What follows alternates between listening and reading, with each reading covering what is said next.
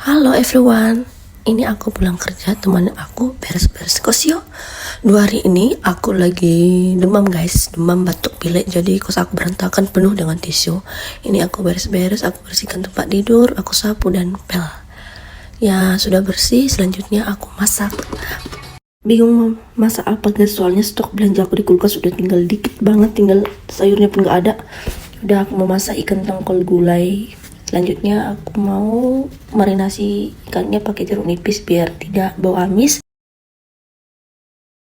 Yap, sayur aku tinggal ini guys, 2 biji wortel dan 1 biji buncis ya, nggak apa-apa ya, yang penting ada sayurnya.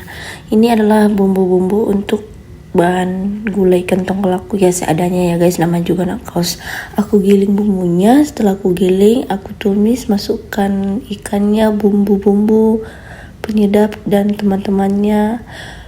Jangan lupa koreksi rasa guys. Setelah itu aku sudah siap masak dan aku membersihkan dapurnya. Aku cuci piring, ngepel, nyapu, dan membersihkan wastafel. Setelah bersih, aku lanjut makan soalnya sudah lapar banget guys. Dari pulang kerja belum makan. Saatnya makan, ini udah jam 7 sekian. Lapar banget guys, maklum ya. Dan why not tenan.